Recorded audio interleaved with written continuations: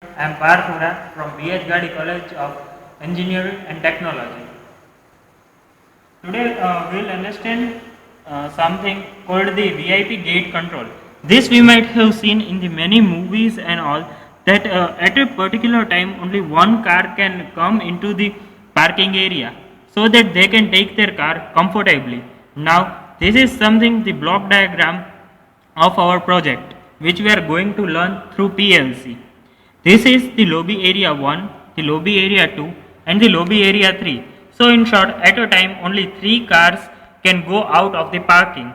Let us consider the lobby area 1. We have the LED indication over here, and here is the sensor. When the car will enter in the lobby area 1, the sensor signal will get cut and the LED will start glowing. So it will indicate the other cars that this space is not vacant and they cannot enter this lobby area 1. If the other cars can enter this lobby area 1 if and only if the first car has moved to the lobby area 2 and thus vacanting the lobby area 1. When the car has moved to the lobby area 2, this LED 2 will start glowing and it will reset the LED 1. So the signal will get cut through this and the car will be in the lobby area 2. Similarly, we can say that when the car will move forward, this LED 3 will start glowing, the sensor will be cut and hence the path will be blocked and no other car can enter the lobby area 3. Now let us consider that there is one car in the lobby area 1 and the lobby area 2. Then there is no car which can enter into the area 1 and area 2. Now this car in the lobby area 2 will move in the lobby area 3 and the car in lobby area 1 will move into lobby area 2. Thus new car can enter in the lobby area 1. This is the basic concept. Now let us consider that if two cars cuts the signal, the sensor signal at the same time. Let us consider that there is already a car in the lobby area 2 and a car which is in the lobby area 1 is trying to come into the lobby area 2, but it is not vacant.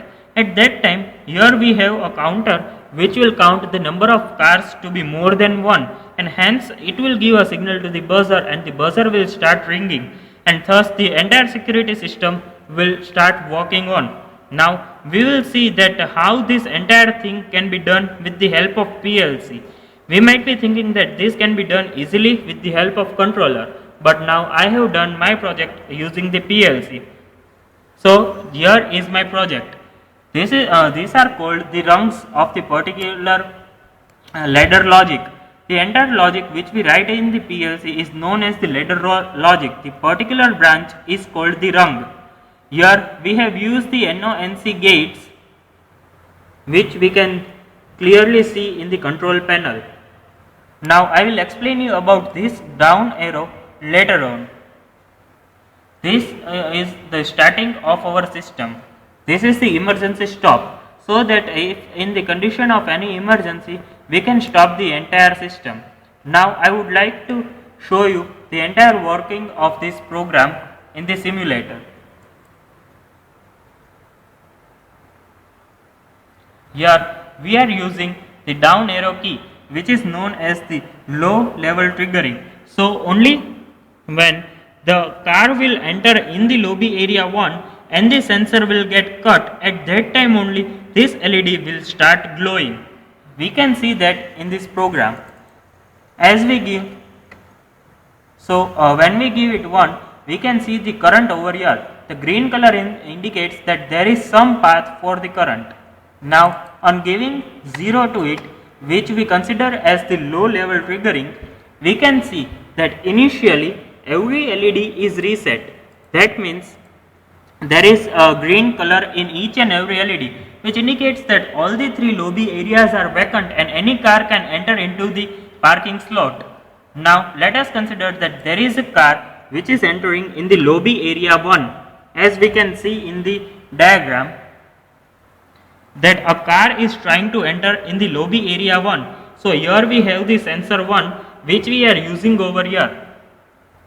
So when we give sensor the command over here, we can see that the LED 1 will get set. That means this LED will get converted into the red color, and hence it will give the indication to the other cars that no car can enter in this lobby area.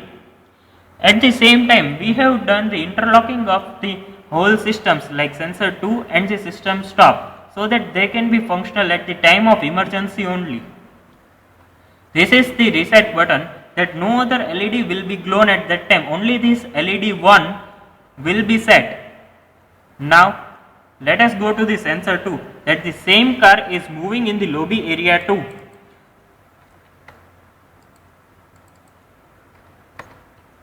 So we can see that the LED 2 has started glowing, and hence giving the indication that the car has moved forward into the lobby area 2. So this LED 2 will get set. Now here we can see that the LED 1 which was set earlier got reset. We can see that there is no green light over here, but we can see the green light in the LED 2, which means that this path is complete and the car is in the lobby area 2. Now this car will move forward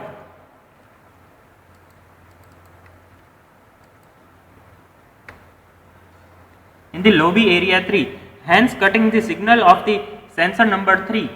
So here we can see that the LED 3 is glowing, and all the other LEDs like LED 1 and LED 2 are reset, hence those spaces are vacant. Now this is the fourth sensor which we can see. It will reset all the LEDs, LED 1, 2 and 3, which means that all the parking slots are vacant and the car has moved on. Now let us consider a case that if the car is in the lobby area 1, let us consider that one car is already over there. So we can see that in our software. So this is the LED 1.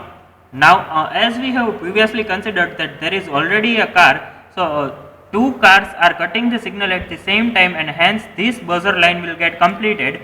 We can see that there are two buzzer line which we have seen will give the counter as number 2, and hence here in the software we can see that the buzzer will start, and hence the security system will go on. Thank you.